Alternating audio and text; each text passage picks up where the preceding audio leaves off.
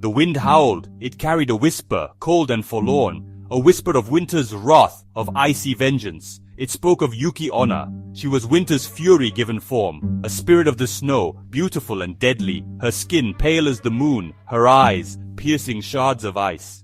To look upon her was to invite death's embrace. To be touched by her was to be frozen forever.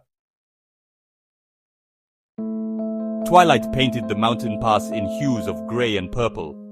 Snow fell in heavy sheets, obscuring the path. Two figures struggled through the biting wind. Minokichi, a young woodcutter, and Mosaku, his mentor, were returning home. Each step was a battle against the elements. The air grew colder. The wind howled louder. "We need to find shelter, Mosaku," Minokichi called out, his voice snatched away by the wind. Mosaku nodded, his face etched with worry. Suddenly, a swirling gust of snow enveloped them. Visibility dropped to mere feet. Disoriented, they stumbled forward. Then, through the blinding snow, a figure appeared. Tall and slender, she seemed to glide towards them. Her long black hair flowed behind her, a stark contrast to the white landscape. Mosaku gasped, his eyes wide with terror.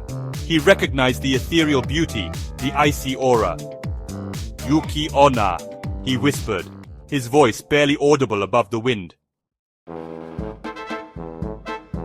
Minokichi, blinded by the snow and fear, saw only a woman of breathtaking beauty. He stared, mesmerized as she approached. Her skin glowed with an otherworldly luminescence, her eyes sharp and cold as ice fixed on Mosaku. She raised a hand, her touch bringing with it a wave of freezing air. Mosaku cried out, his body instantly encased in a shell of ice. He collapsed, a statue of frozen agony. Minokichi watched in horror, his blood turning to ice in his veins. He understood now the fear in Mosaku's eyes. This was no ordinary woman. This was death itself. Section 5. A plea for life, a promise to keep. Yuki Onna turned her gaze on Minokichi, her eyes like shards of ice piercing through the fog. He stood paralyzed, his breath catching in his throat. The cold seemed to seep into his very bones, rendering him immobile.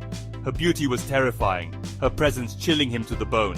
It was as if the very essence of winter had taken human form. "Please," Minokichi choked out, dropping to his knees. His voice was barely more than a whisper, carried away by the relentless wind.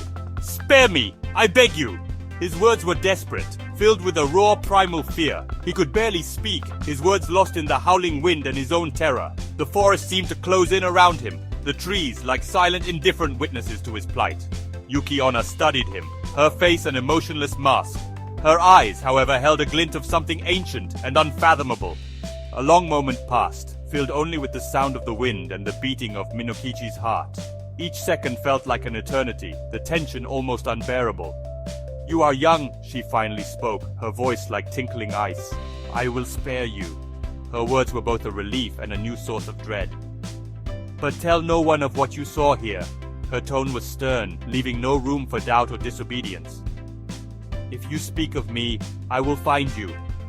The threat hung in the air, as cold and unyielding as the winter night itself. Years passed.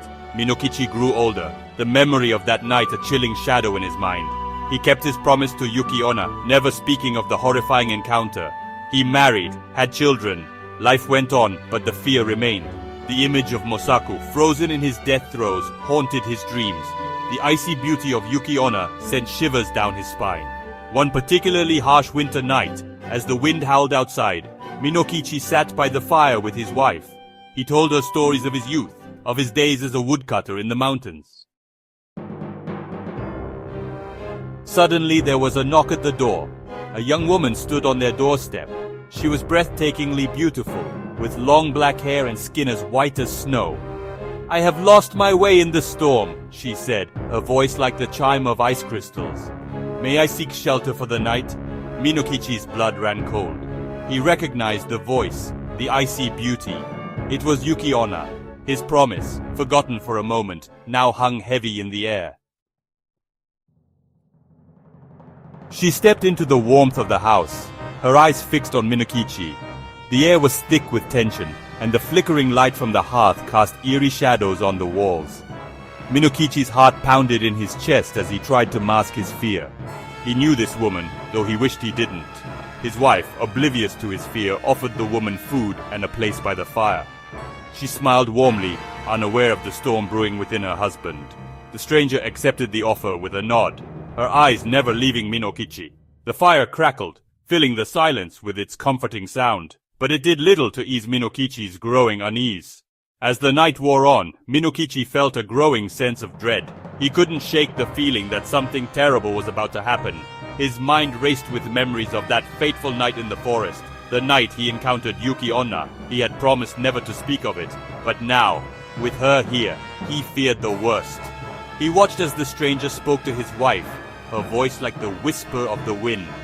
It was soft, almost soothing, but there was an underlying menace that sent chills down his spine.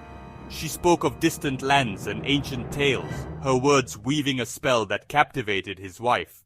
But Minokichi knew better. He knew the danger that lay beneath her calm exterior.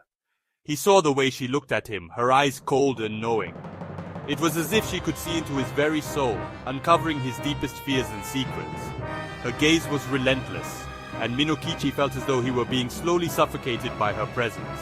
He wanted to scream, to run, but he was rooted to the spot, paralyzed by fear. Finally, unable to bear the tension any longer, Minokichi blurted out, "I know who you are!" The room fell silent. His voice echoed in the stillness, and for a moment, time seemed to stand still. His wife turned to him, her face a mask of confusion and concern. The stranger's expression remained unchanged, but her eyes seemed to glow with a cold, unearthly light. His wife looked at him in confusion. She couldn't understand why her husband was acting this way, why he seemed so terrified of their guest. She reached out to him, but he pulled away, his eyes never leaving the stranger. He knew he had to confront her, to face the truth he had been avoiding for so long. Yuki Onna rose from her seat, her eyes blazing with a cold fire. The temperature in the room seemed to drop, and a chill ran through everyone present. She stood tall and imposing, her presence commanding the attention of all. Minokichi's heart raced as he prepared for the inevitable confrontation. "You broke your promise!" she hissed. Her voice was filled with anger and betrayal, and Minokichi felt a pang of guilt. He had hoped to keep his secret forever, but now it was out in the open.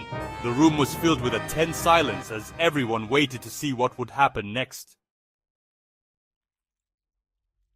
Terror gripped Minokichi's heart.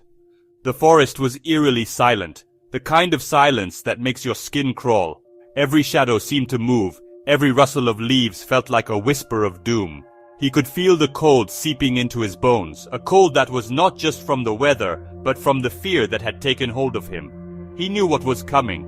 The stories he had heard as a child, the warnings from the elders, all pointed to this moment.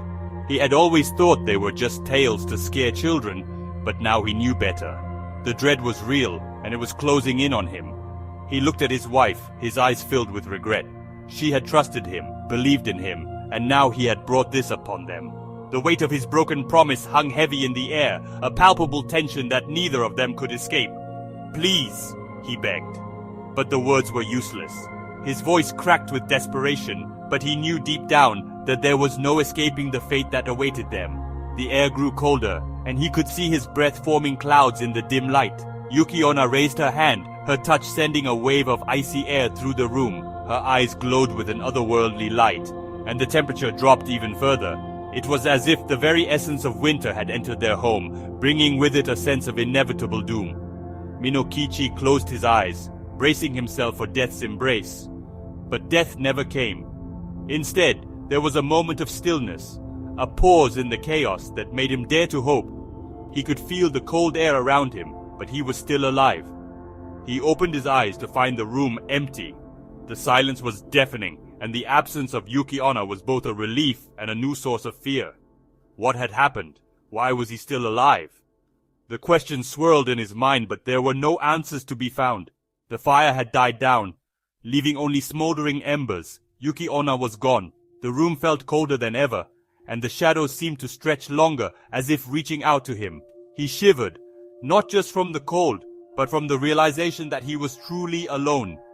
Minokichi was left alone, haunted by his memories, and the knowledge that some promises are best kept. The weight of his actions pressed down on him, and he knew that he would never escape the shadow of this night. The regret was a constant companion, a reminder of what he had lost.